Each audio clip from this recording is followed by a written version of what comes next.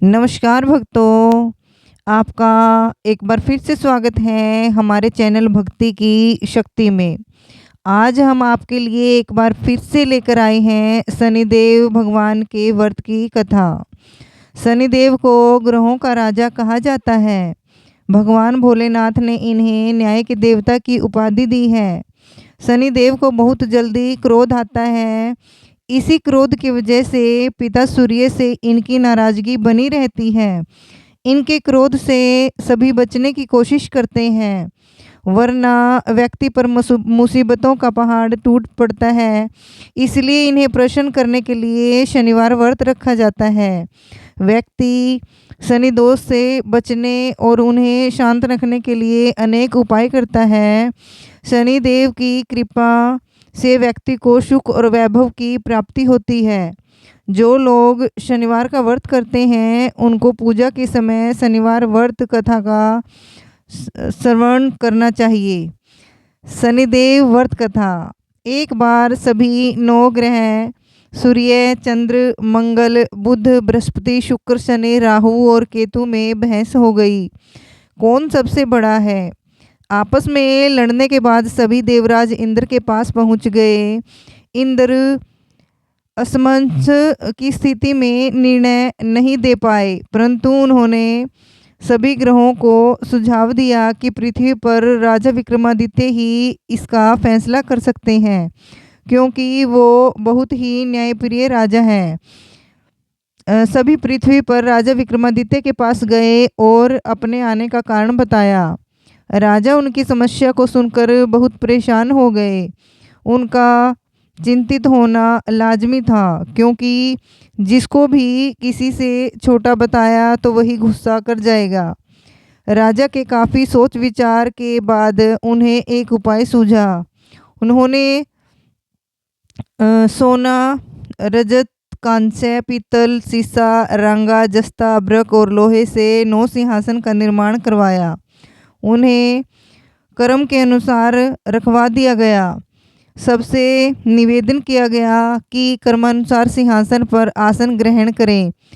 शर्त रखा गया कि जो सबसे अंतिम में सिंहासन पर आसन ग्रहण करेगा वही सबसे छोटा माना जाएगा, जिसकी वजह से शनिदेव सबसे बाद में आसन प्राप्त कर सके और सबसे छोटे कहलाए।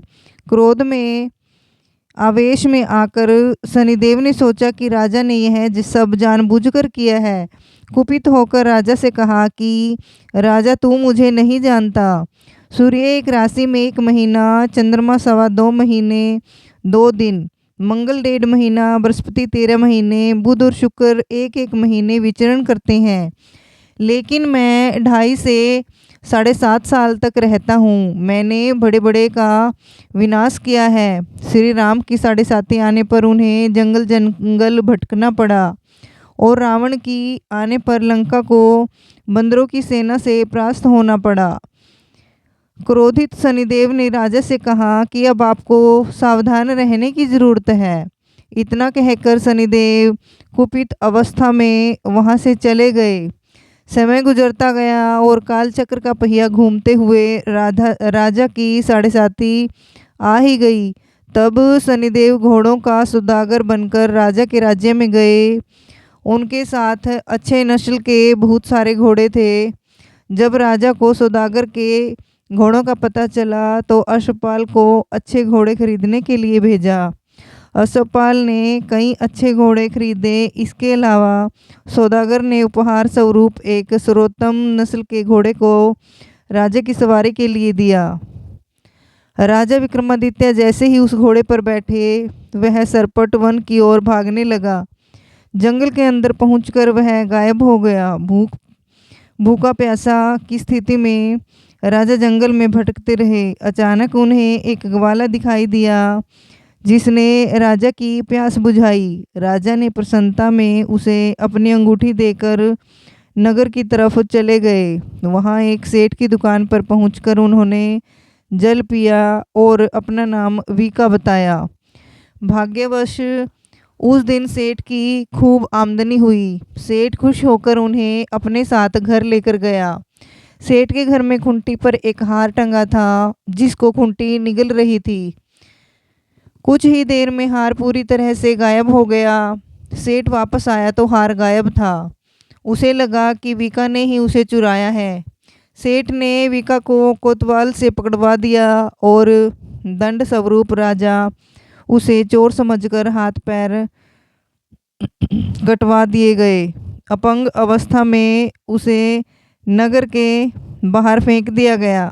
तभी वहां से एक तेली निकल रहा था जिसको विका पर दया आ गई। उसने विका को अपनी गाड़ी में बैठा लिया। विका अपनी जीभ से बैलों को हाँकने लगा। कुछ समय पश्चात राजा की शनि दशा समाप्त हो गई। वर्षा काल आने पर विका मल्हार गाने लगा। एक नगर की राजकुमारी मनभावनी ने मल्हार सुनकर मन ही मन प्रण कर लिया कि जो भी इस राग को गा रहा है वो उसी से ही विवाह करेगी। उन्होंने दासियों को खोजने के लिए भेजा, परंतु वापस आकर उन सभी ने बताया कि वह एक अपंग आदमी है। राजकुमारी यह जानकर भी नहीं मानी और अगले दिन ही वह अनशन पर बैठ गई। जब लाख समझाने पर राजकुमारी नहीं मानी तब राजा ने उस तेली को बुलवा भेजा और विका से विवाह की तैयारी करने के लिए कहा गया। विका ने राजकुमारी का विवाह हो गया। एक दिन विका के स्वप्न में शनिदेव ने आकर कहा कि देखा राजन, तुमने मुझे छोटा बताकर कितना दुख झेला है।